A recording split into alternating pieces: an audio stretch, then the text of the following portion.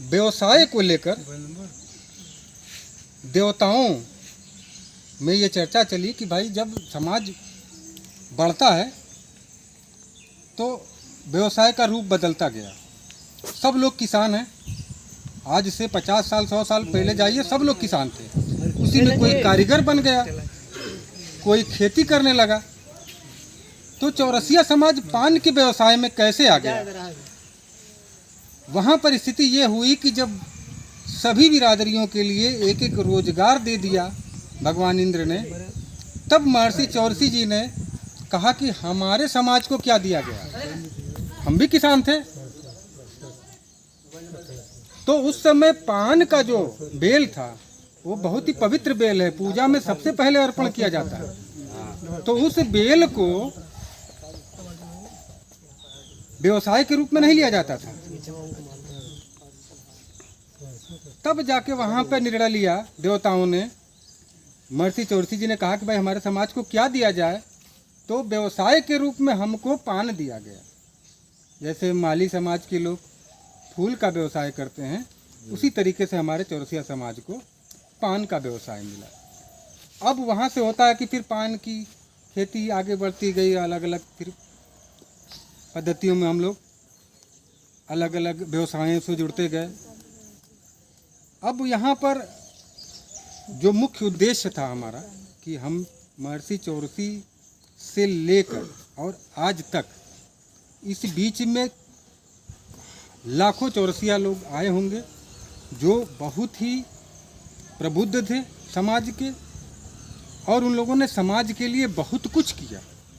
आधुनिक समाज में अगर हम देखें तो आज़ादी के बाद से हमारे समाज के सबसे गौरवशाली पुरुष अगर कोई रहे हैं तो बाबू शिवदयाल सिंह चौरसिया जी। आज उन्हीं की देन है कि हम सब जितने भी 89 जातियां हैं ओबीसी में, वो ओबीसी शब्द के जनक बाबू शिवदयाल सिंह चौरसिया जी हैं।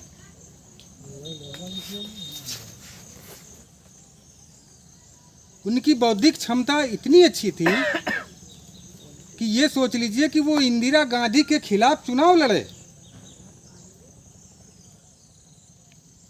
और फिर हार गए, क्योंकि सरकार उनकी थी, उनका संगठन था, उस समय कांग्रेस ही चलती थी। और फिर उसी इंदिरा गांधी ने बाबू शिवदयाल सिंह चौरसिया जी को राज्यसभा सांसद बनाया। क्यों? क्योंकि उनकी बौद्धिक क्षमता इतनी अच्छी थी कि जब काका कालेलकर आयोग बना था इस पिछड़ा समाज को आगे ले जाने के लिए, आप लोगों ने इतिहास में बहुत सारे लोगों ने पढ़ा होगा साइमन कमीशन की बात। साइमन का विरोध किया गया था। विरोध क्यों हुआ था? साइमन ये कहता था कि जो सोशली डिप्रेस्ड क्लास है हिंदुस्तान में, उसको अलग अधिकार दिया जाए, लेकिन कुछ यहाँ के संगठन वाले नहीं चाहते थे। कौन संगठन था? छोटी जातियों में संगठन नहीं था। जो समाज में संभ्रांत थे उन जातियों में संगठन था। वही लोगों ने विरोध किया वहाँ पे साइमन का। आप इतिहास देखेंगे तो उसमें मिलेगा साइमन का। उस समय से साइमन को एडवाइस करने वाले हमारे बाबू शिवदयाल सिंह चौरसिया थे कि कैसे सोशली डिप्रेस्ड क्लास को आगे लेके चलना है। संविधान सभा जब बनी, उस संविधान सभा में बाबू शिवदयाल सिंह चौरसिया दाहिने हाथ थे अम्बेडकर जी का। कहीं नाम आता है? अम्बेडकर की मूर्तियां गली गली लगी हुई हैं, केवल वोट की राजनीति की वजह से। हमारे बाबू शिवदयाल सिंह चौरसिया का कहीं नाम नहीं लिया जाता है।